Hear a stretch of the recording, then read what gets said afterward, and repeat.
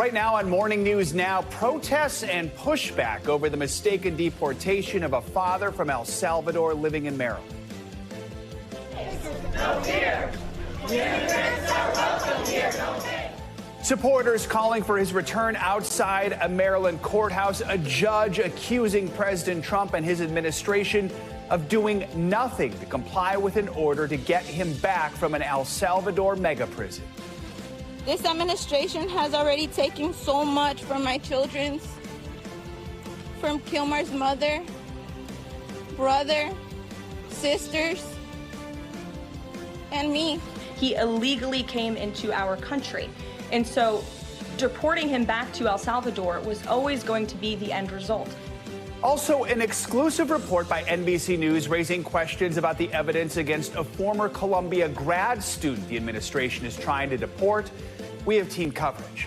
Also this morning, Ivy League showdown. Harvard University defying the Trump administration's demands for sweeping changes in school policy.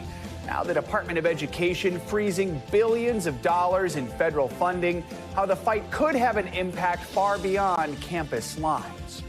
Breaking overnight, a suspect in custody after a mass shooting at a Dallas high school. 4 people injured, but we're learning from investigators.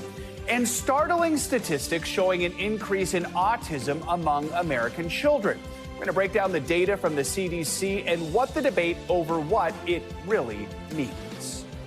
Good morning. Good to have you with us. I'm Joe Fryer. Savannah is off. We begin this morning with the Trump administration's ongoing legal battle over the deportation of immigrants. A Maryland judge is now weighing contempt proceedings against the administration. She says the government has failed to provide evidence that it's working to bring home a man who was mistakenly deported to a prison in El Salvador. Now, this follows an order from the judge for government officials to, quote, facilitate his return, an order partially affirmed by the U.S. Supreme Court. Kilmar Abrego Garcia was sent to El Salvador over what the Justice Department has called an administrative error. The White House claims without evidence that he's a member of the violent gang MS-13. Abrego Garcia has no criminal record in the U.S. or in El Salvador. As the administration defends its decision to deport him, Abrego Garcia's family is now pleading for his return. I will not stop fighting until I see my husband alive. Our children are asking, when would you come home? And I pray for the day I tell them the time and date that you'll return. NBC News legal affairs reporter Gary Grumbach and NBC News legal analyst Danny Savalos join us now for more on this. Good morning to both of you. Gary, let's start with you. I mean, this judge was clear yesterday. She wants to move quickly on this case. You were at the courthouse. Walk us through what happened in the hearing and where things now go from here. So this all boils down to, Joe, the judge asked the government to do something. She's found that the government hasn't done that. So she's trying to get the information a different way, and that's through sworn declarations and document requests. She has asked the Trump administration to provide 4 officials from DHS and ICE to provide 3 pieces of information. 1, Abrego Garcia's custodial status, his location, his well-being.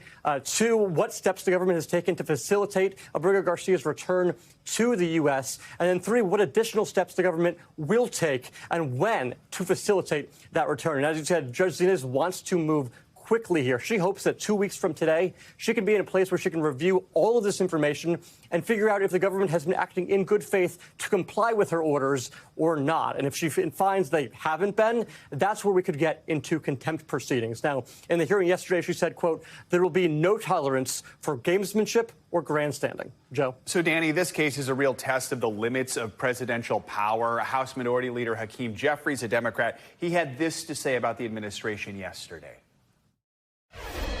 They need to comply with the Supreme Court's directive, or the Supreme Court needs to enforce its order aggressively, which should include contempt.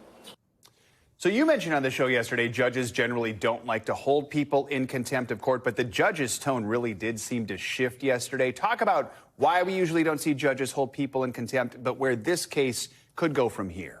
Oh, judges hold people in contempt, and I've been threatened with it myself, so I know. But what judges do not want to do, I believe, is try to hold somebody in this administration in contempt, because then you get into a really tricky issue of chain of command.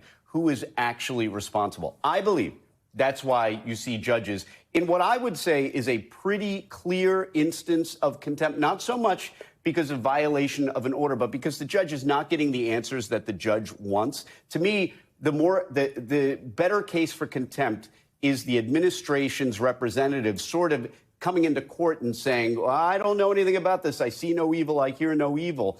Those kinds of answers might be more likely to result in contempt. But you get back to the fundamental issue of who in the world, who in the country, I should say, do you hold in contempt? Because everybody involved has a boss except one person, and that's the president. So let's talk about the president. Amid all this, he had an interview with Fox Noticias yesterday. He said he's looking into deporting more people to El Salvador's prisons. That includes those he's calling homegrown criminals. Here's some of what he had to say. Could we use it for violent criminals, our own violent criminals? I call them homegrown criminals. Yes. I mean, the homegrowns. The ones that grew up and something went wrong and they hit people over the head with a baseball bat. We have, and push people into subways just before the train gets there, like you see happening sometimes. We are looking into it and we want to do it. I would love to do that. All right, so what he's suggesting there, is there any way that's legal at all? Yeah, just in my opinion, after 8+ years of Trump, whenever I hear we're looking into it, it means that no one's actually started looking into it. He's just saying words that are coming out of his mouth. Legally, he would run into a lot of trouble trying to deport people who are citizens of the United States.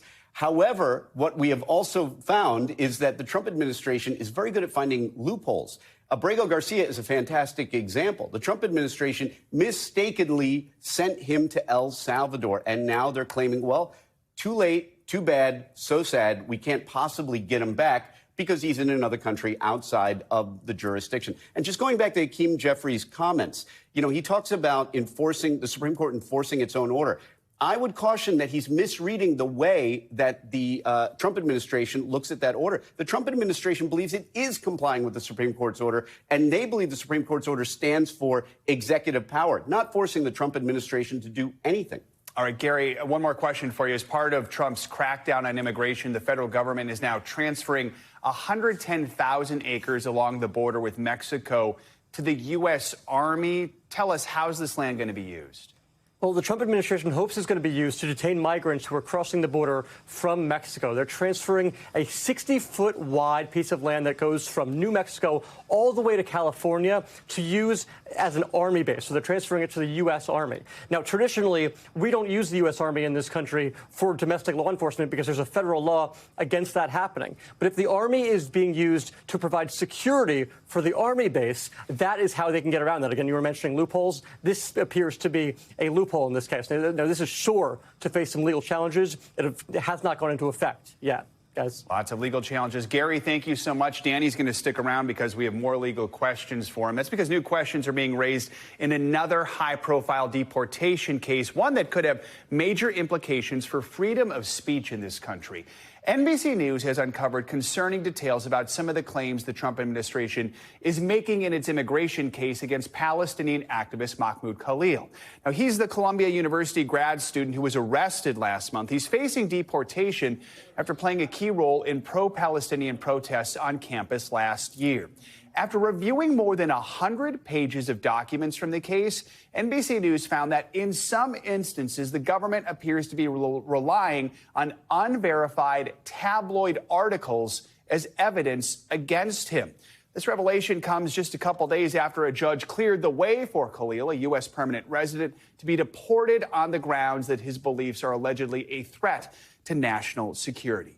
Chloe Atkins is an investigative reporter with the NBC News National Security and Law Unit. She joins us now, along with NBC News legal analyst Danny Sabalos, sticking around to help us break down this case. Chloe, let's start with your reporting. What documents were you looking at here, and what did you find that is raising some red flags? So the evidence that I reviewed in the last 48 hours, it really gave us some crucial insight into the evidence that the government is using against Khalil in his deportation case taking place in Louisiana. And of course, as it relates to Khalil being a national security threat, we all know about Secretary of State Marco Rubio's memo that said that his activities were anti-Semitic and that his presence in the U.S. is a threat to foreign policy. But But in the new evidence that I reviewed, it looks at the second ground of removal, which is that he allegedly omitted certain work experience from his permanent residency application. So in doing so, they relied on heavily unverified tabloid articles and a super shaky timeline. So in one instance, they looked at several articles from the New York Post that said he held a certain title at a nonprofit, when in fact he was actually an intern and received student credit, or class credit, I should say, with Columbia University, which was included in his application to the government. And in another instance, we've really seen the government hone in that he didn't include his being involved in the protest movements on Columbia University in his permanent residency application, when in fact those tabloid articles that they were relying on were published in April 2024, which was a month after he filed his application with the government. And so, Joe, what we are seeing here is we are seeing evidence that is being put forward that is easily disproven by simply looking back at Khalil's past work contracts, as well as letters from Columbia University verifying that he received class credit. And so that is really the big takeaway here, Joe. So, Danny, after the immigration judge in Louisiana ruled the government can deport Khalil recently, he spoke directly to the judge. He said in part, "I would like to quote what you said last time, that there's nothing that's more important to this court than due process rights and fundamental fairness. Clearly, what we witnessed today, neither of these principles were present today or in this whole process." So when you look at the evidence that's being presented to remove him, is what Chloe uncovered concerning from a legal point, or are the standards different because this is an immigration court? The second thing you said, and Chloe's done some great reporting on this topic, but here's the thing. It may not matter that much that the evidence the government has amassed against Khalil may be flimsy, it may not be compelling, it may even be completely hearsay, because the immigration law allows the Secretary of State, if in his opinion believes there is some reasonable adverse foreign policy consequences. So the quantum of evidence that we're talking about, while I would never tolerate it in a criminal case if the burden is beyond a reasonable doubt, if the evidence must pass the relevancy and other tests of evidence, then we might be talking. But if the standard under the law is, hey, does the Secretary of State think I'm bad for foreign policy? Well, then the question becomes, what is the evidence that is required? And here's the tricky part. Once again, the Trump administration is masterful at dusting off these rarely used parts of federal law. I mean, as a criminal defense lawyer, I've looked at the other parts of this law many times. For example, if a client is here legally, they can be removed if they get a criminal conviction. What most criminal defense attorneys and attorneys in general never look at is the section in which the Secretary of State can remove you if he thinks you have adverse foreign policy consequences. Why? Because it's never happened. But the Trump administration, again, very good at finding these dusty tomes of law that they can use to their benefit. So, Chloe, with all this in mind, what do Khalil's lawyers plan to do next? So in the interim, Joe, they will continue to file evidence debunking the government's allegations of anti-Semitism. And in one instance, they've already filed a CNN article from last year where Khalil is quoted saying that there is no room for anti-Semitism or racism on Columbia's campus amidst the height of the protests. Now, his attorneys do have until April 23rd next week to file for relief after an immigration judge last week said that he could be deported. So again, they're going to continue to file additional evidence, have additional hearings, and in the meantime, Khalil will remain in the U.S., Joe. So, Danny, are there broader implications here for other green card holders or even just U.S. citizens based on what happens with this case here? Well, I think the first thing that green card holders should know, and many of them do know, but maybe everybody should know, is that just having a green card is not complete immunity from removal.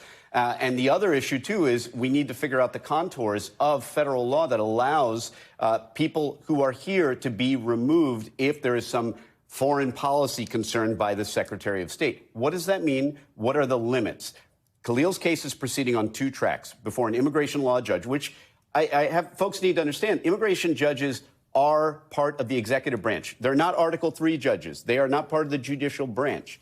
Meanwhile, he's got a habeas petition in New Jersey before a district court judge. Yes, an Article III judge. He's got 2 tracks going. His habeas petition is probably his best shot at staying in the country. So watch New Jersey closely. All right, Danny, lots of questions here. Thank you for helping us answer them. Chloe, thank you for your outstanding reporting. We appreciate it.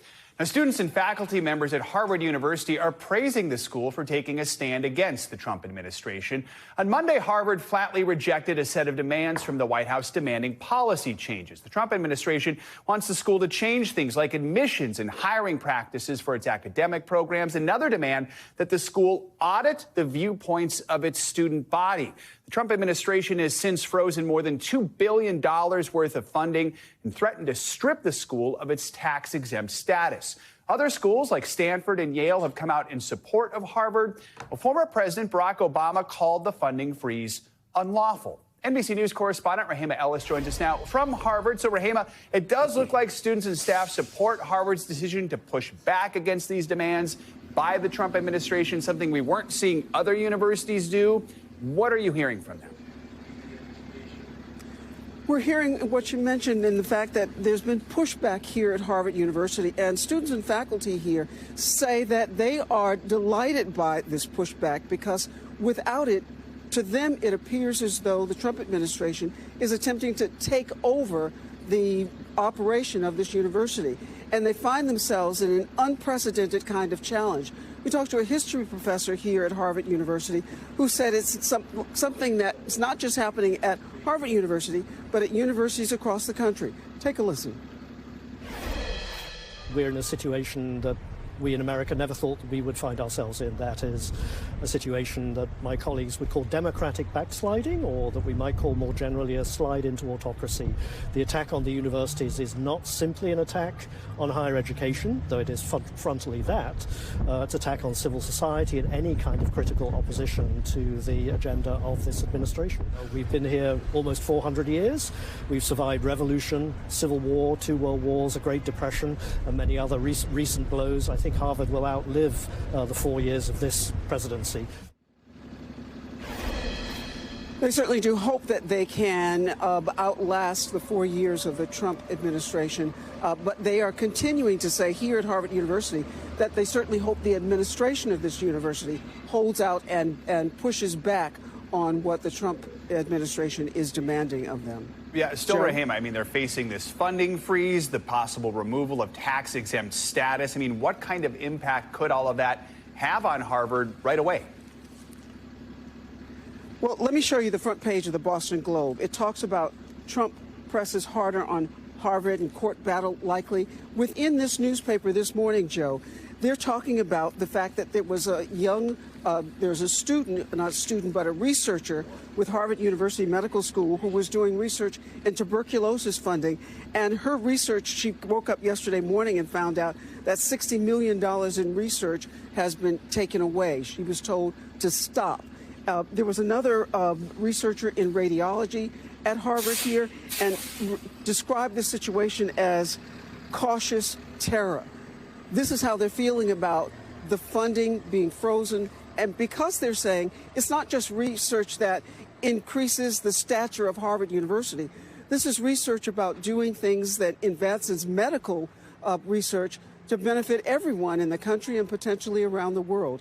And so they see it as a profound attack on the academic pursuit of this university and also the medical pursuit that they're engaged in that could be a benefit to everyone, Joe. So, Rahima, I mentioned former President Trump is calling this funding freeze unlawful, and that begs the question, what's next? Is this a fight that Harvard is expected to take to the courts? It does seem so that Harvard is ready to do that, in part because people talk about the fact that Harvard has more than a $50 billion endowment, and some are suggesting it doesn't matter whether you get funding from the federal government. But as we were told yesterday by a Harvard law professor, that money is earmarked for specific things. People have given money to the university and appointed it to go in a particular direction. And they cannot, by law, just take that money and use it for something else to make up for the funding that might be taken from the Trump administration. So we've learned that the Harvard University has hired 2 very highly respected lawyers who are highly respected and well known in conservative legal circles. And there is the expectation that this university is definitely going to push back against the Trump administration demands in the courts. Yeah, Harvard probably has access to some good attorneys, I'm guessing. All right, Rahima Ellis reporting from Harvard. Thank you so much. Former President Biden made his first public remarks since leaving office in January, rebuking the Trump administration's handling of Social Security. Mr. Biden spoke yesterday at a conference for disability advocates in Chicago. He said President Trump's Social Security cuts were already putting the entitlement program in peril for millions of deserving Americans. Social Security is more than a government program. It's a sacred promise. We made it today, a sacred promise. Fewer than 100 days, this new administration has made done so much damage and so much destruction. It's kind of breathtaking. During the speech, Mr. Biden did not address President Trump by name, referring to him only as this guy. Now to some breaking news overnight. The suspect in Tuesday's shooting at a Dallas area high school is now in custody. That news comes from the Dallas Independent School District, which also says the investigation is ongoing. At least 4 people were injured in this shooting. Now many are asking questions about security at a school where this has happened before. NBC News correspondent Jay Gray reports. We got an active shooter, Wilmer Hutchins High School. Panic and chaos inside a Dallas high school. Oh, man, the kids were just running out, all of them. They were running out in floors, man, just hundreds of kids running out. Teachers rushing to lock doors and hiding with students as the gunshots ring out. I saw him walk by, and then like 2 seconds later, I heard like 6 shots, and then the teacher ran to the door and closed it and told us to hide in the corner. Parents getting heartbreaking messages from their kids trapped inside. She texted us and telling us that she loved us, like that if anything happened to her, that she was just letting us know that she loved us. This shooting, just a year and 3 days after a shooting at the same high school last year, injured a student. This is going on too much at this school. Last year, my oldest son was a senior here, and it was a shooting. Now he's here, same thing going on. It's ridiculous. Somebody was shot in the cafeteria. 4 students were injured, 3 with gunshot wounds. Officials say the school is now secure, but students are still overwhelmed. I heard one of my classmates say that they saw a bullet had came through our door window. So, like, that's when my heart really sunk. And I'm sorry. And asking questions. I feel like the security, they weren't really, like, doing their job at the moment because, how would the gun get in the school in the first place? Our thanks to Jay Gray for that report. The school district says mental health resources will be available for anyone who needs them. Classes are scheduled to resume there next week. This morning, we're getting a look at newly released body cam video surrounding the deaths of actor Gene Hackman and his wife, Betsy Arakawa. Now, this footage from February shows the moments officers made the gruesome discovery and the conditions inside their New Mexico home. NBC News correspondent Dana Griffin has more. Yeah, he's down. He's been down for a while. Gene Hackman, the actor. For the first time since the shocking death of legendary actor Gene Hackman and his wife Betsy Arakawa, we're seeing the moment officers, at times with guns drawn, checked every room of the couple's Santa Fe, New Mexico home, making the grim discovery. So I think this is where he was sleeping because there's blood on the pillow and on the mattresses and on the bedspread. Hackman, who investigators say died of heart failure February 18th, lived nearly a week inside the home with his wife's body. He's guarding her. Arakawa was in a bathroom guarded by the couple's German Shepherd. The dog growled at him. Along with their deceased dog Zinna, who was still in her kennel. They've been dead for a few weeks. It only takes 3 days without water for a dog to die. Yeah. An autopsy later revealing Arakawa died of the rare hantavirus, a respiratory illness spread through infected rodents. That don't make sense because she was young. She took care of him. No, 100%. According to an environmental assessment, no rodents were found in the main house, but rodent droppings were found in several other buildings of the property. We're also seeing surveillance video the last time Arakawa was seen in public. Here, she's shopping and wearing a face mask. New case reports revealing Arakawa also sent an email that morning to cancel her massage appointment, writing, So G woke up today with cold, flu-like symptoms, did a COVID test, negative. And on her laptop, an investigator says she Googled breathing techniques and on Amazon purchased Boost oxygen canisters. No, it's strange. Dana Griffin, NBC News.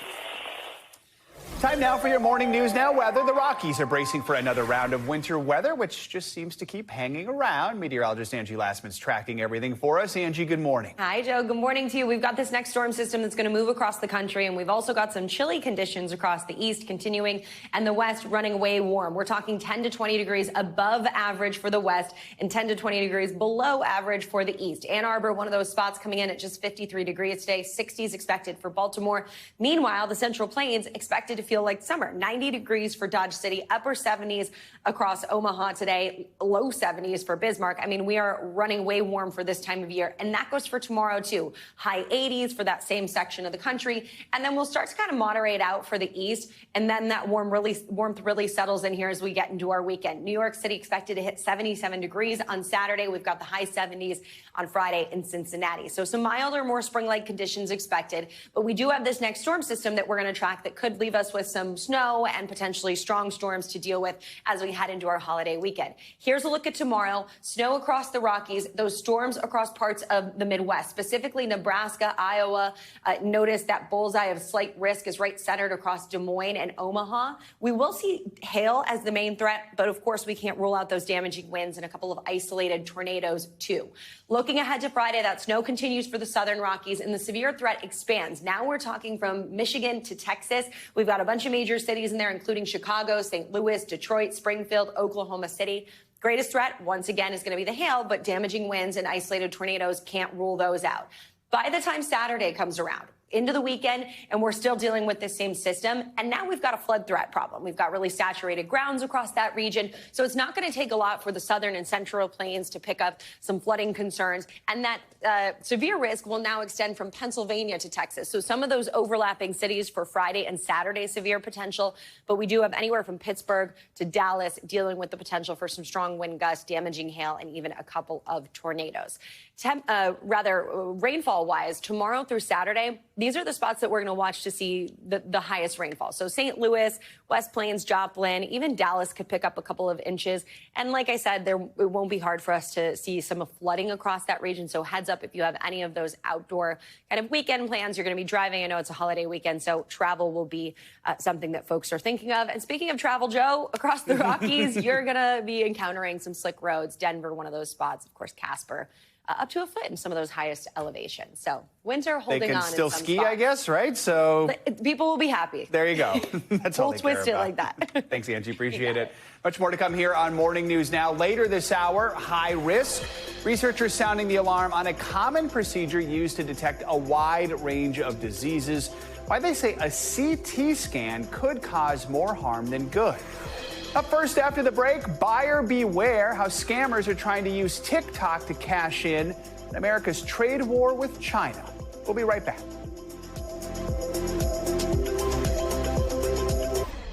We're back now with the new phase of our escalating trade war with China, and it's taking place online. Videos are apparently flooding in from China. They're urging American shoppers to buy luxury goods at a fraction of the cost directly from the suppliers themselves. But are those deals too good to be true? NBC News correspondent Camila Bernal takes a closer look. They're the videos seen by millions of Americans. Let's not be poisoned and misled by the market campaign any longer. That seem too good to be true. We have like thousands of them in stock. TikTokers claiming to work at Chinese factories that make high-end products and offering to sell them directly to Americans for much, much cheaper. The goods range from Birkenstocks $10 to Nike sneakers. Hello, boss. I'm a Nike shoes wholesale factory in China. And Lululemon workout clothing. Who are the suppliers behind Lululemon? One video garnering 11.9 million views. Here in these two factories, you can get them for around $5 to $6. But Lululemon says the claims made in the videos are not true. Though the company says it manufactures about 3% of its finished goods in China, a spokesperson telling NBC News, Lululemon does not work with the manufacturers identified in the online videos and we urge consumers to be aware of potentially counterfeit products and misinformation. Authentic Lululemon products are only available for purchase at our Lululemon store locations, registered Lululemon e-commerce sites, and select authorized and specialty stores. And if you were tempted by that super cheap Louis Vuitton handbag, Louis Vuitton has many Chinese suppliers, but they just don't admit it. know that the company has long maintained its products are made only in Europe and the United States, as it currently states on its website. Louis Vuitton, Nike, and Birkenstock have not responded to our request for comment. Besides price, I think even more important is the authenticity of the products, the quality of it. Professor Shen Lu, whose research focuses on the global apparel industry, including international trade policy, says even if the factory did produce that hot handbag you want, they likely would not be licensed to sell it outside of its contract with the brand you know. They do not only control where they source their products, but also they control where consumers can buy their products. Shen encourages shoppers to beware of the context in which these misleading offers have surfaced. They come amid an onslaught of memes,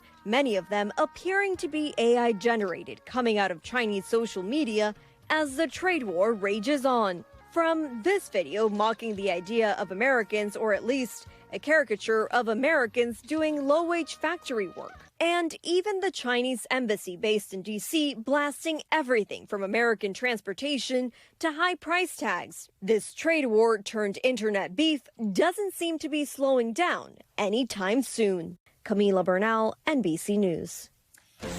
New this morning, an American pastor who was kidnapped at gunpoint in South Africa has been rescued after what authorities are calling a high-intensity shootout.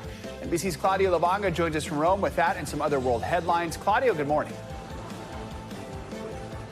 Joe, good morning. Yeah, that's right. Local authorities in South Africa say that Josh Sullivan, the American pastor who was kidnapped there only last week, has been rescued and freed on Tuesday. Now, Sullivan has been living in South Africa with his wife and children since 2018 and was taken by a group of armed men who raided his small congregation in the southern town of Motherwell, as well as he was leading his prayer service. The police say they rescued him from a safe house he was being held in after a high-intensity shootout that left 3 people dead. Let's move to Russia now, where on Tuesday a court convicted 4 journalists to 5.5 years in prison for extremism. They are accused of working for the Foundation for Fighting Corruption, founded by the late opposition leader Alexei Navalny, who died in a Russian prison in February last year.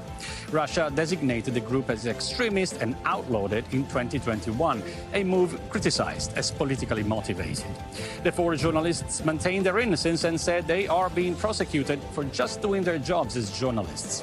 And let's end this tour of the world at the Vatican, where Spanish architect Antoni Gaudi may soon be proclaimed a saint. On Monday, Pope Francis declared Gaudi venerable in recognition of his heroic virtues, an early step on the path to sainthood. Among other architectural masterpieces, of course, Gaudi designed the beautiful Sagrada Familia, the Basilica in Barcelona, which was consecrated by Pope Benedict XVI in 2010. Because of it, Gaudi has also been called God's architect. Now, Joe, I don't know what of that. They think that what Bernini and Michelangelo, who made the St. Peter's Basilica and painted the Sistine Chapel, think of that. God architects for Gaudi, because they weren't called that. And they weren't made saint either. So, well, we can ask them so. Maybe there should be a team of like God's architects or something like that. Yeah. All I know is right. I'm seeing Sagrada Familia in a few weeks. I'm very excited to see it in person. So, all right, Claudio, thank you so much. Cool. Appreciate it. All right. Coming up, an alarming increase in autism among children. The new data from the CDC and why doctors are divided over what it all means. Plus, you snooze, you win. What experts are saying about the impact of sleep on your long-term health. Your weekly checkup is next here on Morning News Now.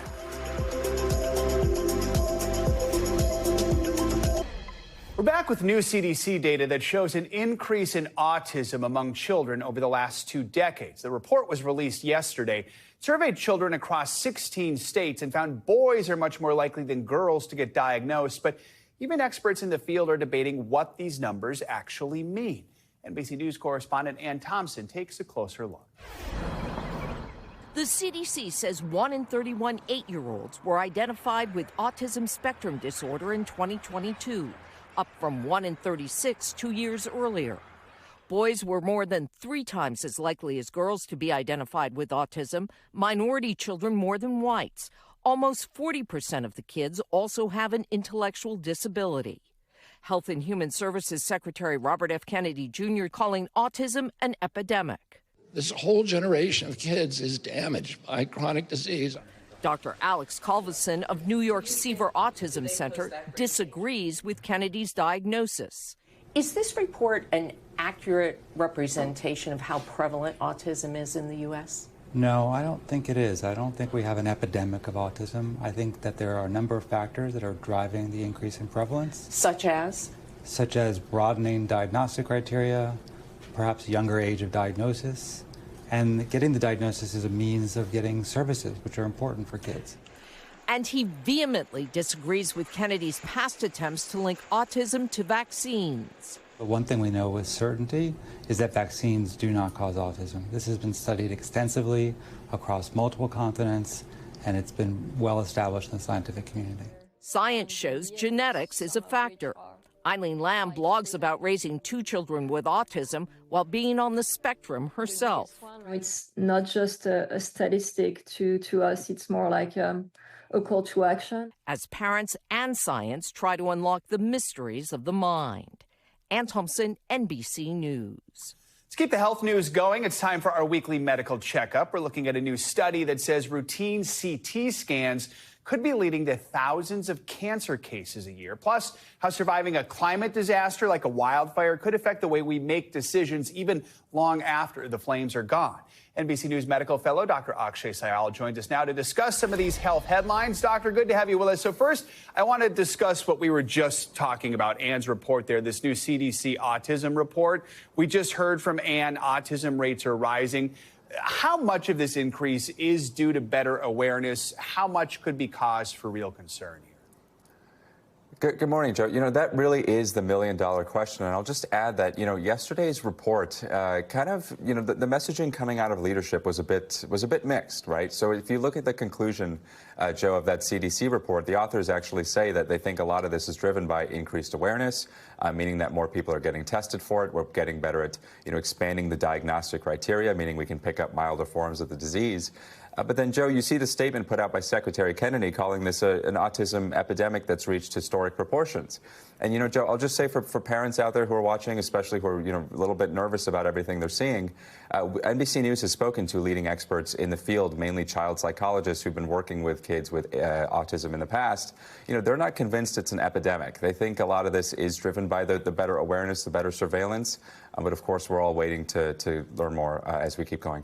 All right, let's jump into some of our medical checkup here. We've got new research out of UC San Francisco finding common CT scans could be linked to cancer cases down the line. This is concerning because we think of these scans as something that's supposed to help us. What can you tell us about this? Yeah, so for people out there who don't know, CT scans are essentially better X-rays, right? They're X-rays that can get a look at soft tissue, meaning they're more in detail than X-ray. But Joe, with any of these scans, you actually run the risk of radiation. And why does that matter, right? So when we talk about radiation, we actually talk about damaging our DNA at a cellular level. And Joe, as you know, with cancer, all it really takes is one mutation to sort of get the snowball effect going and form a tumor. And so, Joe, these researchers found that CT scans may account for 5% of all cancers annually. We think a lot of that is because of the radiation. Of course, the younger the age, the greater the risk because it is cumulative. It is a lifetime effect. It sort of builds up over time. And so, Joe, that brings us to our doctor's orders here. And we sort of frame these around things that I tell my own patients at UCLA, right? It's, people often come in wanting a CT scan, and we always sort of have that conversation if we think it's really necessary. And the second one on your screen there, you can see explore other options. MRIs and ultrasounds don't have that same radiation risk. A lot of people don't know that. So ask about other possibilities as well, Joe. Yeah, that is good information to know there. All right, let's look at the effects of surviving a major climate disaster. There's a new study that suggests trauma from events like wildfires actually change the way people make decisions. So this is trauma that can actually affect the brain, right? Right, Joe. It's a study here from where I am in California. It's a study out of University of California, San Diego, essentially looking at wildfires. And they wanted to see, people who survive these climate disasters, how does that affect their brain function, their decision making? We already know about the mental health impacts. We know about things like PTSD. What we don't really have a good grasp of is how is it actually affecting our brain at a structural level. And you can see on your screen there what they found was, wildfire survivors may have difficulty making those long-term decisions. And they think it's actually linked to regions of the brain that are involved in deep thinking and deep thought and reward processing. So, Joe, the doctor's orders here, things that I actually, tell my own patients, being in Los Angeles, obviously the Palisades and the Eaton fire, just take it easy. A lot of my patients were displaced from their homes. They're trying to get back into their work. They're trying to go at 100%. Take it easy. Try things like mindfulness therapy. It has been suggested to help. So many ways that climate change impacts us here. All right, let's talk about a topic near and dear to our hearts, certainly yours right now, because you're in California right now. Sleep. The American Academy of Sleep Medicine just put out a new statement highlighting the real health effects of sleepiness. We all feel tired sometimes, but how do you know it's actually taking a toll on your health? Yeah, the irony of talking about this at 4 in the morning is not lost on me, Joe, but this statement really bringing awareness to the idea of, are you getting tired throughout the day? You really shouldn't be sleepy, and getting tired at 2 or 3 p.m. It can be a sign of an underlying sleep disorder. So, Joe, that statement simply saying, if you are having those symptoms, talk to your doctor about them. You can see that 1/3 of adults actually experience excessive sleepiness. It's really that inability to stay awake. It could be linked to an underlying sleep disorder. And as we've talked about repeatedly, Joe, lack of sleep is associated with a whole host of chronic disease. So our doctor's orders, please consider a sleep study and be honest with us, right? If you are getting tired throughout the day, I know there's a lot of stigma. There's nicknames like, Sleepy Joe thrown around. It can be embarrassing to talk about, but definitely bring it up. All right. We appreciate you, as always, getting up early for us. Dr. Sayal, thank you so much. All right, coming up, from Gen Z to Gen Uneasy. Do you feel like hard work pays off now? It's really hard to say. Why more and more young people say the American dream is out of reach. Morning News Now. We'll be right back. We're back with the growing economic concerns across the U.S. Experts say consumer confidence is way down since the beginning of the year, especially among members of Gen Z. In fact, more than half of young people say they don't know if the American dream is even attainable anymore. NBC News national correspondent Yasmin Masugian spoke to a few of them. If you're in your 40s and you're making $100,000, maybe you got a kid at home, are you going to feel successful? It just depends. I'm going to probably need a little bit more just because of the cost of living. If you're in your 40s and you're making $200,000, will you feel successful? Yeah, I think that would clear it. Yeah, kind of. Yeah. Getting there? Yeah, I'm getting there. The American dream, now more costly than ever. Raise your hand if you're making $300,000 in your 40s. Will you feel successful? Yeah. Yes? And even that might not be enough for some, with a recent poll showing that the average Gen Zer says they'll need more than $500,000 a year to feel successful. I don't think our generation can budget their way out of this crisis. 25-year-old Emma Edney was recently working in consulting and now looking for a new job. Jaden Thompson, 22, an aspiring UFC fighter, works in waste management. McGregor Graham is 27 and works in media. Jarlene Rivera is a 21-year-old pharmacy technician and content creator. Raise of hands, how many of you have watched what's been going on with the markets? I'm sure your investments weren't doing well this last week. Nah, but it wasn't. But at the end of the day, you always got to stick to the plan. Our president is trying to make a change, and I believe he will, I'm not really concerned about it. He's a businessman. I'm frustrated because I don't understand why we're losing some of our soft power by aggravating our trade partners. I feel like the long-term effect is just going to be the world at large taking our kind of trade stuff much less seriously. With young adults hitting major life milestones like marriage and financial independence later in life, there's anxiety over whether the American dream is achievable for them. Do you feel like hard work pays off now? It's really hard to say. Our generation is starting behind, loaded with student loans, higher interest rates, housing costs exploding. Finding a spot to rent in the city is hard. And with mortgage rates going up again, buying a home seems out of reach. A survey published last year showed nearly a third of Gen Z adults, under 26 at the time, still lived with their parents. I'll walk past like a real estate place and just see listings, and I'm just like, that's an amount of money that just seems like I can't even imagine. It feels kind of insurmountable. Every time I get paid, it's either my car payment I have to pay and car insurance, and then on top of that, phone bill. So it's like so much at once hitting me, and then my credit cards that I have to pay off. Darlene and Jaden are engaged and planning for their future. We're trying our best to just stay with our parents and like not waste like so much at a time, but I don't know. It's hard to see a path right now, especially with the amount that I'm getting paid. Darlene overwhelmed, but her fiance optimistic, tying their future financial success to personal effort. Where's your confidence coming from?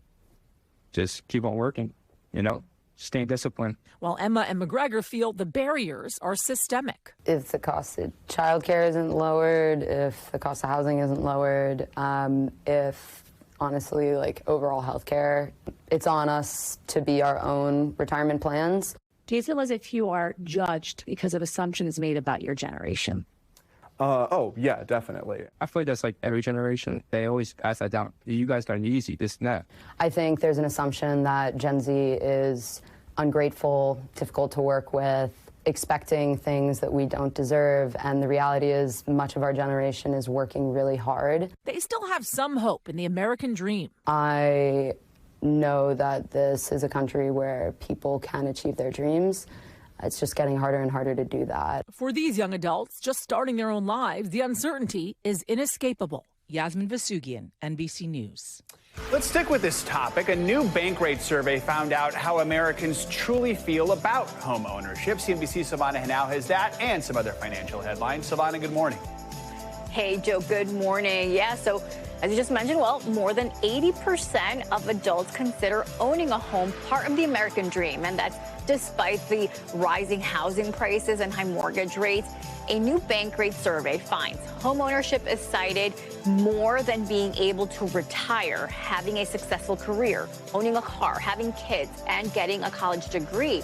A majority of people point to affordability challenges as reasons why they don't currently own a home, such as not having enough income and being able to afford the down payment. Honda will shift production of its 5-door Civic model to Japan, from Japan to Indiana. Now, the car is currently built at its plant near Tokyo. The Trump administration has imposed a 25% tariff on all imported cars. Reports say the production shift could happen as early as June. Now, only about 1% of Honda vehicles sold in the U.S. are made in Japan. The rest are built in North America. And TikTok is taking on Google Maps, adding business reviews for select places in the comments tab. The new feature, which appears to be a test, would eliminate the need to start a new search or open Google when you come across a place on TikTok. And want to learn more?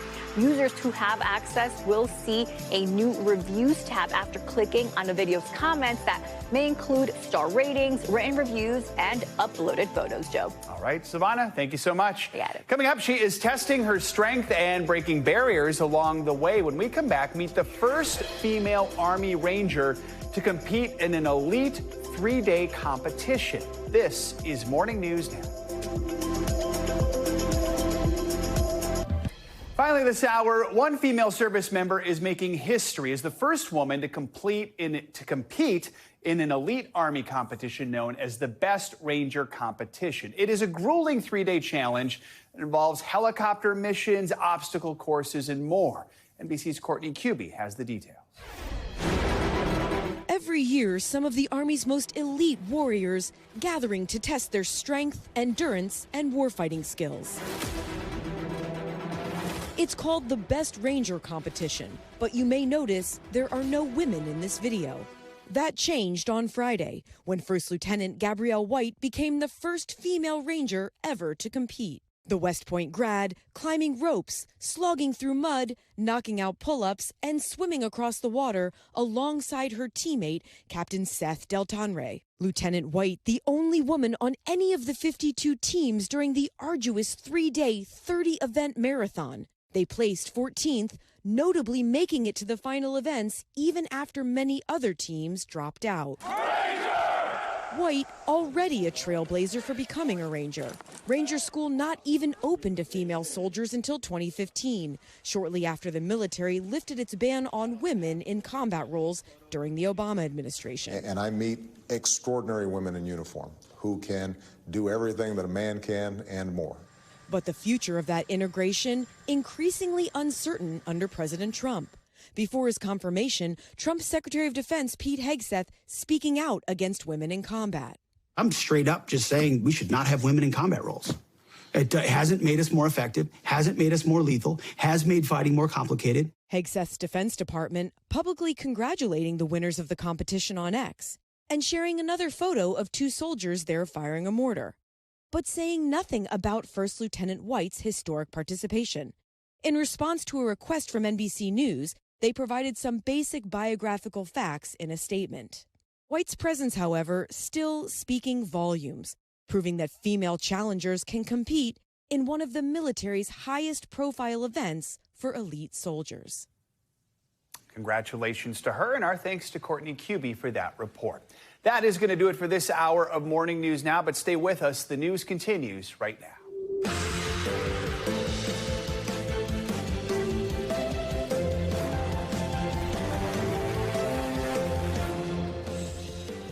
Good Wednesday morning. I'm Joe Fryer. Savannah is off today. Right now on Morning News Now, back and forth. President Trump continuing to clash with the courts when it comes to immigration. A federal judge now weighing contempt charges against the government for failing to comply with court orders regarding that man who was mistakenly sent to a prison in El Salvador. We're going to bring you the latest from Washington. Hitting back, China responding to President Trump's tariffs on the country by targeting U.S. companies. The Chinese government now reportedly telling airlines there not to order jets from Boeing, America's biggest exporter. The latest on rising tensions between the two nations. The CDC out with a new report that puts the spotlight on autism. New data shows the number of children diagnosed with autism is on the rise.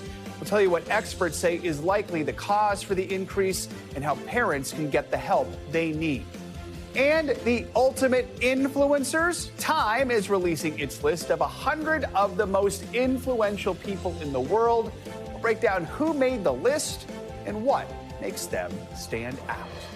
Let's begin this morning with President Trump's ongoing battle with the courts over immigration. A judge in Maryland is now weighing contempt charges against government lawyers for failing to comply with court orders to provide information about one deportation. Kilmar Abrego Garcia was mistakenly sent to a prison in El Salvador over what the Justice Department has called an administrative error. Now, the White House claims without evidence he's a member of the violent gang MS-13. Abrego Garcia has no criminal record in the U.S. or in El Salvador. As the Trump administration stands by its decision to deport him, Abrego Garcia's family is pleading desperately for his return. NBC News senior White House correspondent Garrett Hake is at the White House with the latest. Garrett, good morning. The White House seems set on testing the limits of presidential power in this case by doing nothing in the face of a Supreme Court order to facilitate the return of that man mistakenly deported due to an administrative error. Now the judge overseeing the case is demanding swift action, as are a growing number of angry voters showing up at Republican town halls. Overnight, anger boiling over. Protesters interrupting town halls held by Republican lawmakers, including Trump ally Marjorie Taylor Greene, where police said they tased 2 people and arrested 3. If you want to shout and chant, we will have you removed. Objecting to a range of Trump policies, including the deportation of Kilmar Abrego Garcia, the man the DOJ has acknowledged was mistakenly deported to El Salvador. Free Kilmar! Free Kilmar! The same issue coming up at Republican Senator Chuck Grassley's event. Are you going to bring that guy back from El Salvador? That's not the power of Congress. The Supreme Court said to bring him back. As this morning, there's a new deadline in the case from a frustrated federal judge who indicated she's weighing holding members of the administration in contempt of court, scolding government lawyers for refusing to comply with her demands for information about any steps being taken to return Abrego Garcia. U.S. District Judge Paula Zinnes said in a hearing Tuesday, quote, "To date, what the record shows is that nothing has been done. Nothing." Ordering DOJ officials to, quote, "cancel vacations, cancel other appointments if needed, to provide information by a new deadline in 2 weeks." Bring Kilmar home. Outside the hearing, Kilmar Abrego Garcia's wife pleading for his return. Enough is enough. My family can't be robbed from another day without seeing Kilmar. The Trump administration insists that Abrego Garcia is a member of the violent MS-13 gang, though they have provided no evidence, and he's never been convicted of a crime. The Supreme Court ordered last week that the administration, quote, "facilitate his return to the U.S." In a new interview, President Trump appearing to wash his hands of the matter. He's from El Salvador, so that's a decision up to El Salvador. The judge in this case has limited options to enforce her ruling if the administration doesn't comply. The most likely legal tool to be used here would be holding the government or specific officials in civil contempt, basically imposing fines until her orders are followed. Criminal contempt, the idea of jailing someone, would require help from the U.S. Marshals, which report to the DOJ, who's on the other side of this case, meaning that's not an option. The president himself can't be held in contempt. All right, Garrett, thank you so much. Now, tensions between the U.S. and China are reaching new heights. Beijing is launching a fresh wave of retaliation against President Trump's tariffs aimed at some of America's biggest companies. NBC News international correspondent Janice Mackey-Frayer has the latest from China. It's factories like this one in Yiwu, China, that makes hair accessories, a lot of them for export to the U.S., that are beginning to feel the sting of soaring tariffs. Now at least 145% on all Chinese goods. China is still refusing to negotiate with President Trump, and now the retaliation goes beyond tariffs. This morning, the world's two largest economies locked in an escalating trade war, with China now hitting back, responding to President Trump's tariffs by targeting U.S. companies, telling Chinese airlines not to order jets from Boeing, America's biggest exporter, according to Bloomberg. President Trump accusing them of reneging on the big Boeing deal, of fully committed to aircraft. Overnight, tech giant NVIDIA projecting that U.S. tariffs will cost it a possible $5.5 billion. China's also putting export controls on critical rare earths, limiting Hollywood films in the lucrative Chinese market, adding U.S. companies to its unreliable entities list, and threatening to cut off fentanyl talks. Yesterday, the White House press secretary reading a statement she said President Trump dictated. China needs to make a deal with us. We don't have to make a deal with them. There's no difference between China and any other country, except they are much larger. But neither side seems ready for that deal yet. China's leader, Xi Jinping, is on tour, urging Vietnam to stand up to America's unilateral bullying. And after Vice President J.D. Vance referred to Chinese peasants last week, now a diplomat here saying, quote, those peasants from the U.S. will soon be crying. The pushback feeding economic nationalism and a flood of AI-generated memes in China, showing Trump administration officials working factory production lines. But beyond the rhetoric, real impact. Consumers feeling it in everything from toys to socks to toothbrushes. 97% of baby strollers and 87% of car seats sold in the U.S. are made in China, effectively the only source of baby goods for parents. This vendor in Yiwu telling us U.S. clients just aren't buying anymore because of tariffs. China can still strike back in other ways, like putting more U.S. companies under investigation, urging Chinese students to study elsewhere, maybe telling travel agents to steer tour groups away from U.S. cities. Tariffs do pose a risk for China's economy. It's no secret that growth has slowed here. But for now, neither side of this trade showdown appears willing to budge. All right, Janice, thank you. In Texas, a suspected shooter is now in custody after authorities say he opened fire at a Dallas high school. At least 4 students were injured in the shooting. NBC News correspondent Jesse Kirsch is live in Dallas and has the latest. Jesse, good morning. Hey, Joe, good morning. The Dallas Morning News reports that an anti-violence community group leader told the paper that the suspect met with him and wanted to turn himself in. We've reached out to police as well as that community group leader about this, but have not heard back yet. Meanwhile, as you mentioned, there is now a suspect in custody, though there are several unanswered questions here.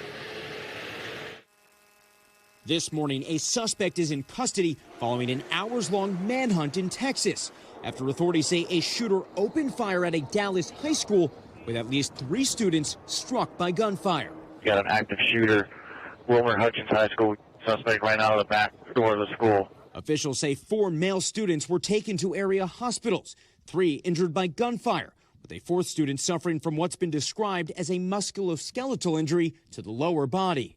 This is still a very fresh and fluid investigation. Tuesday afternoon, the sound of gunshots sending students and teachers scrambling at Kilmar Hutchins High School. I just seen like a whole lot of kids running the whole opposite way, so I panicked and I ran to the back of like the cafeteria. One student says she saw the suspect just seconds before the shooting. I saw him walk by, and then like 2 seconds later, I heard like 6 shots.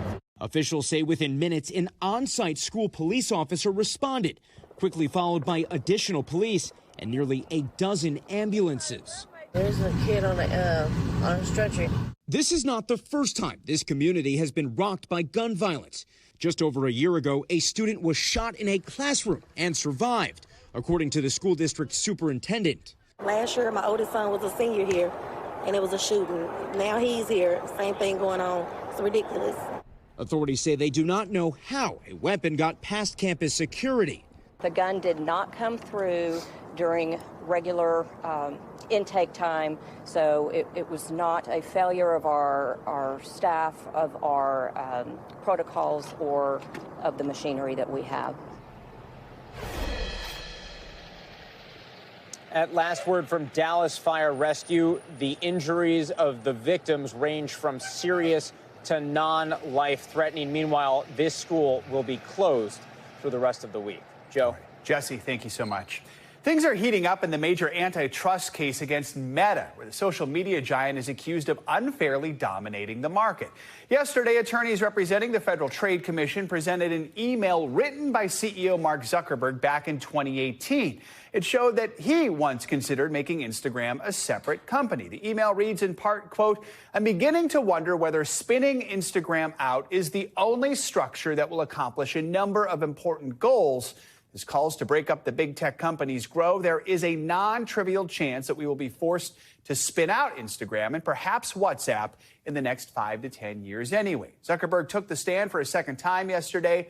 Meta argues the lawsuit fails to acknowledge current tech rivals like TikTok. NBC News business and data correspondent Brian Chung is here to break it all down for us. Let's start with what came out of yesterday's court hearing. What did we hear there? Yeah, again, day 2 of Mark Zuckerberg appearing in court, trying to explain the company's strategy when they bought Instagram, the photo sharing app, as well as WhatsApp, the messaging app, which the FTC and the government are alleging is a monopoly. Now, what was interesting about yesterday's proceedings was that they went through a treasure trove of emails. The one that you mentioned is worth noting, but I also want to note that they also brought up some emails where apparently Mark Zuckerberg was entertaining the idea of Facebook potentially buying Snapchat. They ultimately decided that wasn't the right acquisition, the right fit for them. They went for Instagram and WhatsApp instead. And that email, as you mentioned, has been the one that's been garnering the most attention. This email where he was noting, well, even after the acquisition, at some point down the line, because of antitrust scrutiny, maybe they'll have to divest those companies. Now, if that is a smoking gun for the government, the company is pushing back. They're arguing that that was just scenario planning given the political rhetoric of the time. And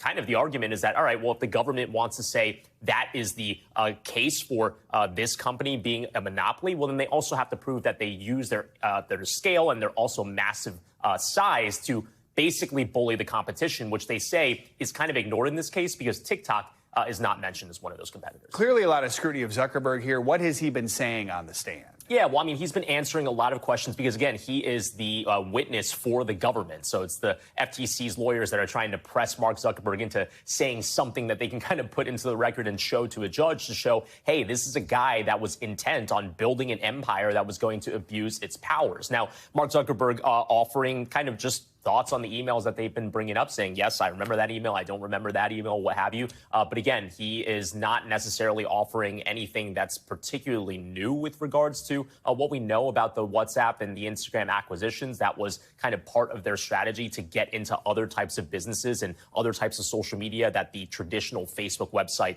didn't have. But again, we'll have to see over this, what could be a multi-month proceedings, whether or not a judge does see the government's case is convincing enough to want to maybe break this company up. You heard that right. Multi-months. This could go on for months. This is not a quick process at all. But if Meta does lose this, what is at stake for the company? Yeah, what would be at stake would be them having to divest WhatsApp and or Instagram or spin it off. And that could be a big thing for Meta, which is really trying to lean into using all of its platforms and incorporating its AI tools. They've been doing that slowly across Facebook, Instagram. WhatsApp wouldn't be able to do that if it were the case that they would be a separate company. So this would be a pretty substantial breakup and something I imagine other big tech companies are watching as well. When you think about Google, you think about Apple. They are also massive big tech companies. They want to see how these proceedings go to see if the antitrust cards maybe end up impacting them as well. Yeah, lots of tech companies paying close attention to this one. All right, Brian, thank you so much. If you're thinking about a summer getaway, well, you might have fewer flight options. United Airlines just announced it's going to be cutting domestic flights in a few months because of a slight slowdown in demand. NBC News senior correspondent Tom Costello covers aviation for us. He joins us from Reagan National Airport with more. Yeah, so United Airlines is just the latest airline to report kind of a slowdown, a pullback of airline passenger spending. Delta CEO has already said they're seeing it. Government spending on air travel down 50%. But if you're going to be traveling this summer, if you haven't bought your tickets yet, you just might find a bargain. As Americans ramp up for the summer travel season, United Airlines is instead scaling back some of its domestic flights by 4% due to a drop in demand. Calling the economy impossible to predict, United CEO Scott Kirby says the airline will continue to execute a multi-year plan that has allowed United to thrive in any demand environment. Americans are feeling the economic headwinds already, but what we're hearing from consumers is even those who are cutting back are still prioritizing expenditure on travel. The announcement comes just a week after Delta CEO said airline travel has stalled for it too in both leisure and corporate. I think everyone's being prepared for uncertainty. With business trips on the decline and foreign visitors canceling trips to the U.S. after President Trump slapped other countries, including Canada, with tariffs. You shouldn't be shocked that we don't want to spend money down there. Economists warn it could cost the U.S. tourism industry billions, but there could be a silver lining for Americans planning a summer vacation. We are seeing lower prices for summer travel as of right now. Hopper's lead economist says domestic and international travelers could see deep discounts. Round-trip airfare to Europe in June, July, and August is averaging just about $817 per ticket, down about 13% compared to this time last year. Domestically, flights from Denver to Miami between July and August are going for $277 round trip. Atlanta to D.C. as low as $217 round trip. And Chicago to Vegas about $300. While big legacy airlines are playing it safe this summer, budget carriers like Frontier are hoping to cash in. There's going to be a massive reversal of fortune. Over the last several years, the legacy carriers have done very, very well at the expense of us, but there's now too much domestic supply. So United is not specifying which routes, which cities they may cut flights on. However, they are saying those that are less full, those flights that are kind of in the off-peak hours, they're likely to be trimmed back. Also, they're retiring 21 planes early. But guess what? They are still seeing pretty good demand on the international side, even though we're hearing that there are deals to be had on international travel as well. Back to you. All right, Tom, thank you so much. Angie, summer travel deals. Where are we going? You got a map there. Yes, anywhere where the temperatures are warm at this point, Joe, and it's not snowing. That's what we've been dealing with for the past couple of days, and today is no different. We've still got the cool air settled into parts of the Northeast, stretching down to the Mid-Atlantic, including the Great Lakes. 10 to 20 degrees below where we should be for this time of year. Different story, though, if you look basically at the Central Plains, where we're running way warm for this time of year. So we've got the upper 70s for Omaha today, 90s across parts of the Central Plains. Even Salt Lake City expected to hit the mid-70s. Different story for the East. Just 60s for Baltimore. Not terrible across this region, but definitely not what we're expecting for April standards when it comes to our high temperatures in Ann Arbor today of just 53 degrees. More of the same for tomorrow. Some of that warmth spreads a little farther to the east, includes parts of the Midwest. And then we really get a taste of some mild temperatures here as we get into the end of the work week and into our weekend in some spots. One of those spots, 78 on Friday. Unfortunately, don't get used to it because by Saturday and Sunday, we're back to the 50s there. We've got the upper 70s for Cincinnati. We've got the upper 70s on Saturday in New York, and we're nearing 90 on Saturday in Raleigh. So a little bit of a mixed bag, but it'll feel like spring across this region that's been waiting for a taste of that. Meanwhile, we've still got the snow that I mentioned. That's going to happen across the Rockies as this next system emerges, specifically tomorrow. But notice some of these showers and thunderstorms that could ramp up and become strong or even severe as the day goes on. This is a look at Des Moines, right in the bullseye of that. Omaha included too. Hail is going to be your main threat that you'll have to watch for, but the isolated tornadoes, the wind gusts, all on the table across that same region. By the time Friday rolls around, we finish out our work week, more of that rain and kind of snow across this region, and still some snow for the Rockies, but we'll ramp up that severe threat and we'll expand it. So it's Texas to Michigan that we'll watch for.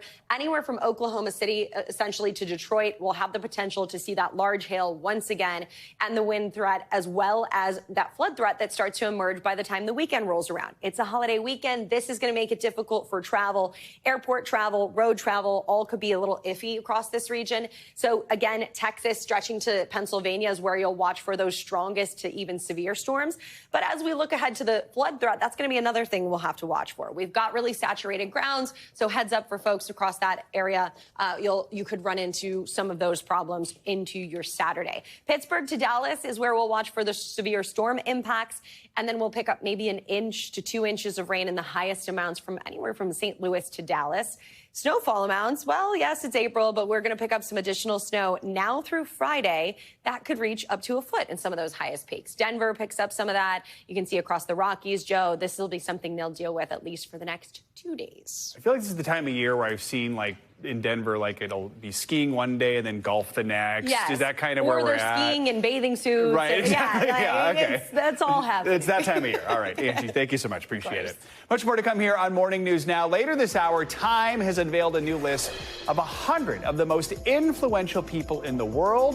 We're going to see some of them on the cover. We're going to tell you who made this year's cut. Up first, Israel's defense minister says Israeli troops are going to remain in Gaza indefinitely. What that means for the ongoing conflict between Israel and Hamas. Details next.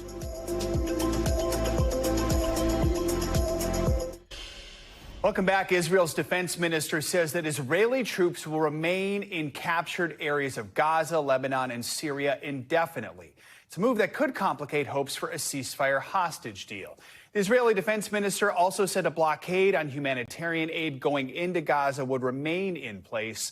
The UN says more than 400,000 Palestinians have been displaced and more than 1,600 killed since Israel resumed its Gaza bombing campaign last month. NBC News correspondent Danielle Hamamdin joins us now with more on this. So, Danielle, first of all, why are Israeli troops remaining in these areas, and how could this impact hopes for a ceasefire deal? Yeah, good morning, Joe. As you said, the Israeli Defense Minister, Israel Katz, calling them security zones, not only in the Gaza Strip, but in Lebanon as well as in Syria. And for how long? It seems like, again, this is indefinite. The defense minister said that the IDF will stay there as a buffer between, quote, the enemy and the communities in any temporary or permanent situation. The Palestinians in both Lebanon and Syria view the presence of Israeli forces as a military occupation, which, of course, is a violation of international law. So this is not going to go down very well. No doubt that could further complicate the talks with Hamas over a ceasefire deal. And a reminder that phase 2 of the ceasefire was supposed to see the full withdrawal of Israeli forces in exchange for the release of all remaining hostages. Instead, since the ceasefire ended last month, the Israeli military's ground operations have expanded to the point where Israeli forces now control more than half of Gaza. Joe. Israel also saying it's not going to lift a blockade on humanitarian aid that has been in place since early March. what are we hearing from aid groups like Doctors Yeah. Without Borders about the situation in Gaza right now? Yeah, the backdrop here is a warning by the UN this week that Gaza is facing its most severe humanitarian crisis since the war began in October 2023. It doesn't make headlines the way it used to, but things have gotten worse. Today, confirmation by Israeli officials that the humanitarian blockade in place since early March will continue for the time being as a way to pressure Hamas as negotiations continue. This doesn't just impact food, water, and medical supplies, but heavy equipment as well. It means no diggers or bulldozers or the fuel they need to function. Israel says those things will just fall into the hands of Hamas. But in the meantime, as Israeli strikes continue to pound Gaza, Palestinians are dying under the rubble because rescuers don't have the equipment to pull them out. Doctors Without Borders says Gaza has become a mass grave. Humanitarian groups are struggling to provide aid.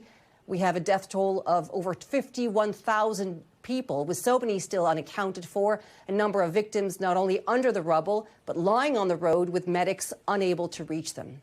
Yeah, Joe? And Danielle, amid all this, Israeli Prime Minister Netanyahu continues to face pressure within the country to end the war, to get the hostages out. This time, that pressure coming from ex-police and from security officials. Real quick, what are we hearing there? That's right. Last week, nearly 1,000 retired and active reservist pilots called on the Prime Minister to prioritize freeing the hostages, even if that meant ending the war. They did so in an open letter. Today, more than 200 ex-senior Israeli police and officials joined the call. They say the war is now about politics and not about national security, something we've been hearing from Netanyahu critics for well over a year now. All right. Joe. Danielle, thank you so much. New this morning, a controversial ruling by the UK Supreme Court. It could significantly impact the legal rights of transgender women there.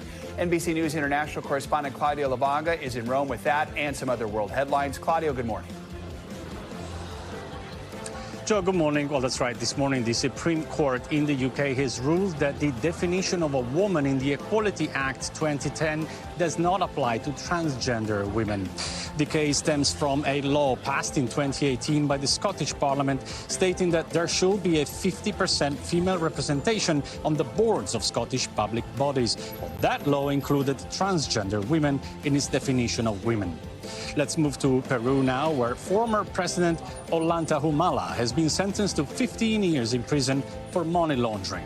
Humala was found guilty of accepting illegal funds from a Brazilian construction company to bankroll his election campaigns in 2006 and 2011.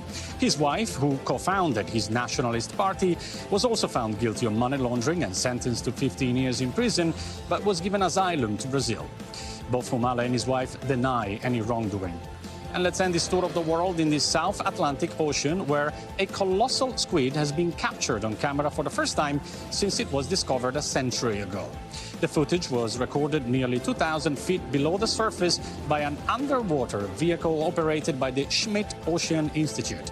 Their existence has been known for about 100 years, but so far were only seen as remains in whale and seabird stomach. The squid is believed to be a baby and measures only 1 foot in length. Well, that's not colossal yet, but this type of squid can reach lengths of 23 feet and weigh at least 1,100 pounds, making them the heaviest known invertebrates, Joe. Wow, 23 feet, my goodness. All right, don't want to run into that. Claudio, thank you so much. Appreciate it. Cool discovery there. Coming up, a new report by the CDC is giving fresh insight into autism in the U.S., showing a spike in the number of kids diagnosed. When we come back, what parents need to know about what's most likely causing that rise and how they can get their kids the help they need. You're watching Morning News Now.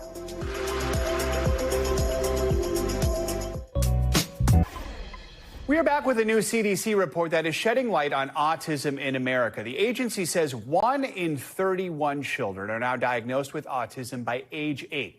This is a big jump from just a few years ago, but experts say the rise may have more to do with how we're tracking it than a true surge in cases. NBC News correspondent Ann Thompson joins us now with more on the report's findings. Ann, good morning. Good morning, Joe. These numbers are really stunning, but the experts we spoke to caution that these numbers are based on medical records and not actually seeing the children. Still, for those dealing with autism, this is a very concerning development. We are For Eileen Lamb, a Texas mom who has 2 sons with autism, the CDC report is significant. It's not just a statistic to us, it's more like a call to action. The report says 1 in 31 8-year-olds were identified with autism spectrum disorder in 2022, up from 1 in 36 in 2020. Boys were more than 3 times as likely to be identified with autism as girls, and it was more prevalent in minority children than whites. We're in a crisis today. Health and Human Services Secretary Robert F. Kennedy Jr. says autism is a rampant epidemic. This whole generation of kids is damaged by chronic disease. I don't think we have an epidemic of autism. Dr. Alex Calvison is the clinical director of New York's Seaver Autism Center. I think that there are a number of factors that are driving the increase in prevalence. Such as? Such as broadening diagnostic criteria, perhaps younger age of diagnosis, and getting the diagnosis is a means of getting services, which are important for kids. He says genetics play a role, not vaccines. Is there any connection between autism and the measles vaccine? So there's a lot of things that we do not understand as of yet about autism, but one thing we know with certainty is that vaccines do not cause autism. This has been studied extensively across multiple continents, and it's been well established in the scientific community. Like her 2 sons, Eileen Lamb is also on the spectrum. She wants more support and more information. We know that autism has a genetic component, but we need to do more research to understand it better. Now, one more item from the study. It says so far research has not shown that living in certain communities put kids at greater risk for autism. Joe, they think the reason there's a difference is because some communities have better screening and better access to resources than others. Resources, such a huge issue always. All right, Ann, thank you so much. Let's bring in NBC News medical contributor Dr. Kavita Patel for more on this. Dr. Patel, good morning. Just first of all, what do you make of these numbers, this new report? Did it surprise you at all? Joe, it hasn't surprised me to see the numbers today and also kind of the increasing rates, because I think, as you heard in Ann's piece, it really has a lot more to do with the fact that we're all recognizing autism and actually much more capable of diagnosing it. Whereas 20 years ago, people were like, well, I don't know. Is that real? What are these symptoms? We've just learned a lot more, and as a result, are diagnosing 1 in 31 children. The report also shows, as Ann mentioned, more diagnoses among Black and Hispanic kids. Talk more about that. Is that a sign that more kids from communities that may not have always been as well supported are now at least getting some of the help they need? Joe, I think it's that. And I would like to underscore that, we're still if what I described about 1 in 31 children is now kind of the medical community understanding autism, we're still at the beginning of understanding how to dismantle some of the systemic and kind of racist biases that we exhibit in medicine writ large. And that includes diagnosing children. We know that about 50% of children with autism also present with intellectual disabilities. We know that for Black and brown children, we have to wait until those intellectual disabilities are so kind of apparent and obvious that then we see these diagnoses. That's a direct result of just delayed diagnosis, delayed access. But I think you're kind of underpinning that this is an incredible opportunity to do the kind of research that I hope we can continue to do, where we try to dismantle those disparities. We're trying to see why we are underdiagnosing in some populations or overdiagnosing in other populations. What we really want is to be able to give every child and every family the kind of early diagnosis when it presents, as early as it can present, with symptoms even as young as weeks to months is when we know that we can start to look for symptoms for the autism spectrum disorders. Let's talk more about that. I mean, as you know, autism is such a politicized topic right now. It is important to focus on the needs of kids and their families, especially with so much disinformation out there. So what sorts of behavior should parents be looking for if they think they might have a child on the autism spectrum? And then what should the next steps be? Yeah, I try to tell parents that, when in doubt, check it out. That sounds like trivial and trite, but it's true. I think every parent, family member has that gut sense that well, I think something's off. I can't quite put our fingers on it, but I think some early signs, especially in the under 12 months age group, is kind of eye contact, babbling. If you think that there are some play behaviors that you notice or don't notice with your infant, those can all be not necessarily signs of autism, but just a reason to kind of bring your baby into the pediatrician, to talk about it with the pediatrician, and to bring up those examples. In the era of iPhones, Joe, I think nothing can do better than just capture some of that recording, whether it's audio recording, video recording. That can go a long way because you only have about 7 to 10 minutes with a doctor, unfortunately. And if you're trying to get across like weeks of experience, it can be difficult. So take those moments, take a snapshot, take a note. If a family member notices something or a sitter notices something, ask them to shoot a recording. That can go a long way in just helping to arrive, not at a diagnosis, but to start to kind of peel away at what might be going on. That is some great advice there. Use that technology to help out in every way possible. Dr. Patel, as always, appreciate your time. Thank you so much. Coming up, they are some of the most influential people in the world. We come back, we're going to tell you who made Time Magazine's annual Top 100 list. You are watching Morning News Now.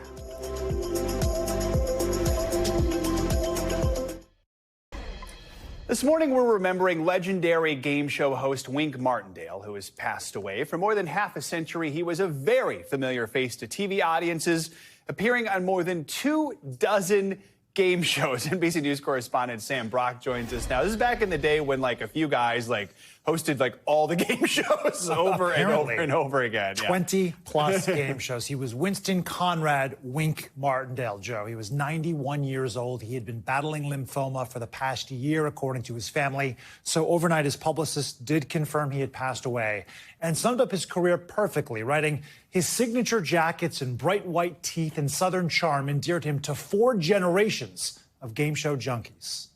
Knowledge and fun.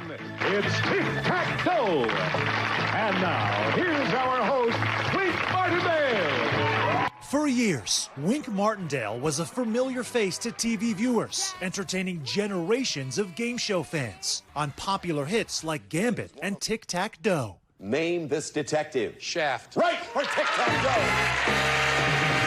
The affable host was known for his smooth voice, gleaming smile, and vibrant wardrobe. I like your jacket. Martindale started out his career in radio as a DJ before making the jump to TV, where he was one of the first to interview Elvis Presley on camera for his show Teenage Dance Party in the 1950s. Anytime you're in town and want to come by, we certainly will welcome you. Well, thank you very much, Wink. Later reflecting on their friendship with Al. I was sort of the Dick Clark of Memphis. I did a Saturday afternoon teenage dance party.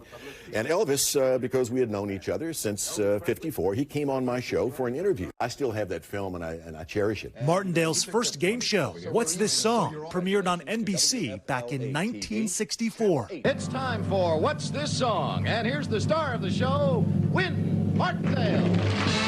Bob Aaron, who was head of daytime at that time, thought Wink was too juvenile sounding, so they shortened my name to Win. So for a year, I was Win Martindale. But he found true name recognition with the blackjack-themed series Gambit, which debuted on the same day as The Price is Right with Bob Barker. Welcome to this game where we play with 52 cards and very large decks. After Gambit left the airwaves, Martindale bounced back with the massively popular Tic-Tac-Toe.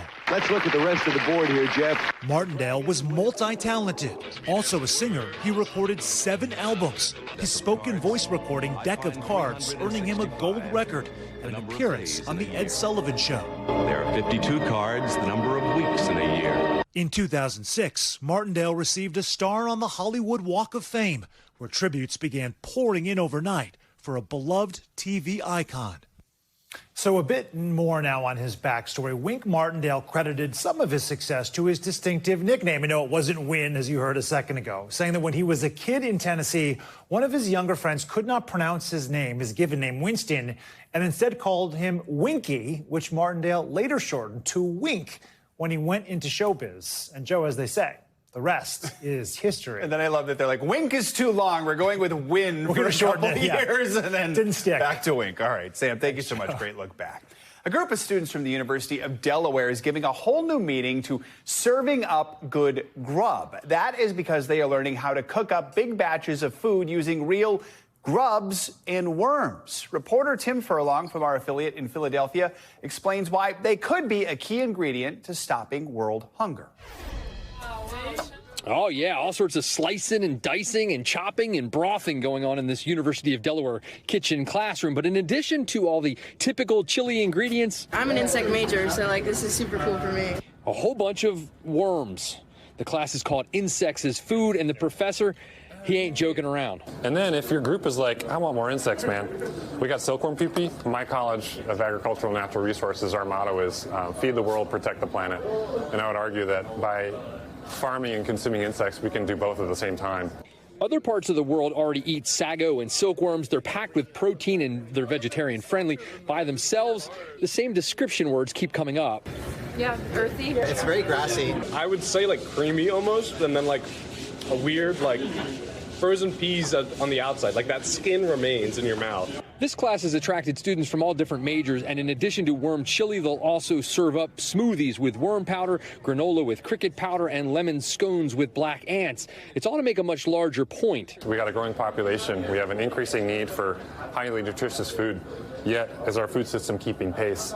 And in the West, largely we're ignoring the largest group, most speciose group of organisms on Earth. And insects really could have a role to play. The big worms are the final ingredient in the chili. They're going to take on the taste of everything else around them. Well, the silkworm has kind of like a earthier taste, but the sago worm is sweeter. So I definitely like the sago worm more. So my coworkers at NBC 10 basically told me that if I don't try this, I'm kind of a wuss. So I'm going to give it a go. Oh, that's a good juicy one right there.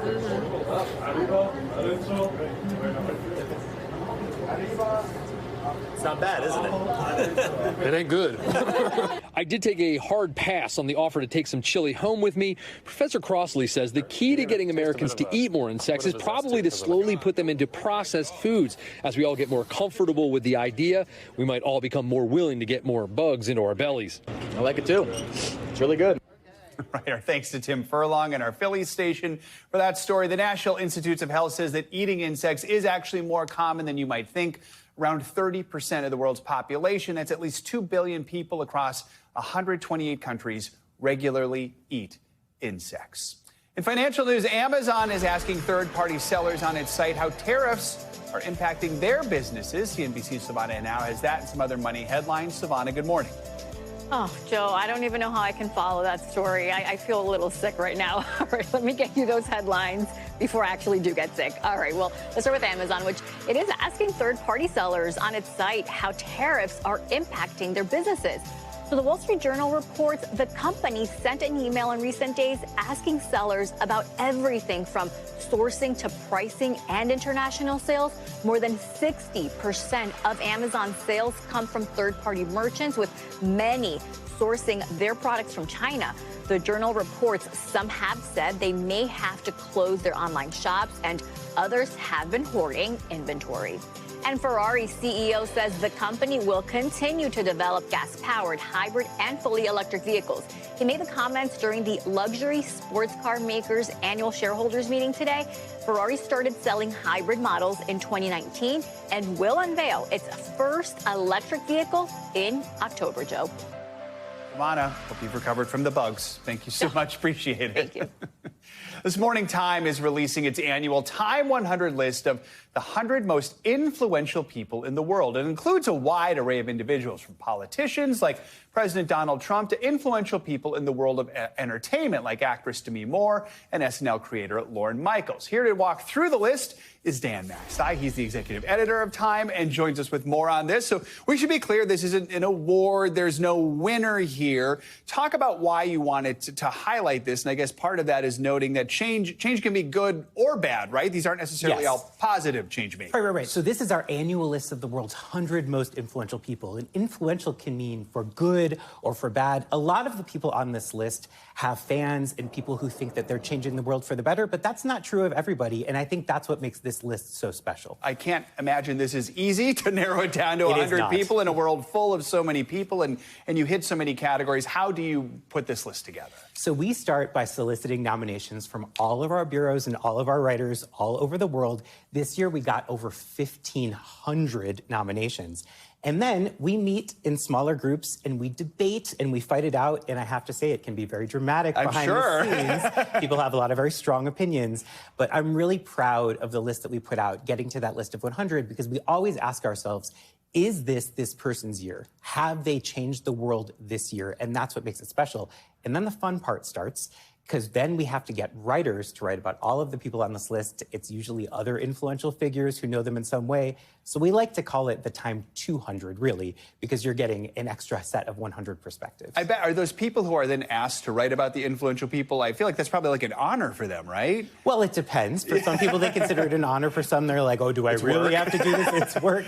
But by and large, we're really happy with the choices that we've made and the pairings that we get. Who stands out to you most this year? So there are so many ones that stand out. I'll just talk about a couple of our covers. One is Serena Williams, obviously a tennis great, superstar, really, really exciting year for her. But she's also emerged as a star off the court, too, with Serena Ventures getting an ownership stake in a WNBA team. It's really, really exciting to watch her build this next chapter of her legacy. Right? How many different covers do you have here? We have 5 different covers this year. So how do you pick who gets to be on the cover? So we really want to represent a wide variety of influence, right? Like we mentioned that Serena Williams was one of our covers, right? An athlete. We also have Demi Moore, an actor who had a really, really huge career renaissance this year. We have Snoop Dogg as well, 3 decades of influence under his belt, but has really emerged this year as like America's favorite host with the work he's done on the Olympics and the brand deals he's done.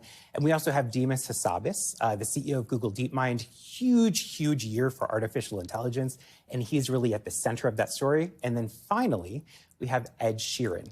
Huge artist, most streamed song on Spotify, and just came out with a new single, Azizam, and rumor has it, a new album coming soon. Obviously, those are some people, pretty well-known names there, but I imagine part of the fun part of this is that you get to profile some people maybe people don't know as well. Right. Anyone stand out when it comes to that? Absolutely. There's a cosmologist named Wendy Friedman who's helping to build the world's biggest, most powerful telescope, and she is helping us understand how rapidly the universe is expanding and also helping us understand our place in it in the process. So I love every year hearing about people like Wendy in addition to all of these celebrities because it makes me remember just how many cool things are happening in the world right now. All right. Amazing. I can't wait to check out this list and read what people are writing about these people. Dan Maxey, thanks so much. You can view the full list of the top 100 most influential people at time.com. The new issue is going to hit newsstands this Friday.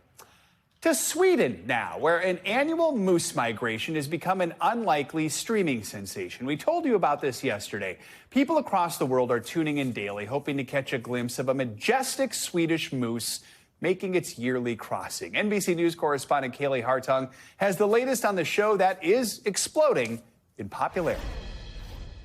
Hey, Joe. So reality TV is taking on a whole new meaning as the king of the forest treks across Scandinavia in spring. Now, in 2019, about 1 million people tuned into this Swedish streaming channel to watch the Great Moose Migration. Last year, 9 million. And now with those giant elk on the move, people are slowing down to watch again. An unlikely star taking center stage in Sweden. Millions tuning into Sweden's daily 24-hour slow TV hit, watching the Great Moose Migration, as Swedish elk make their annual spring trip towards sunnier pastures.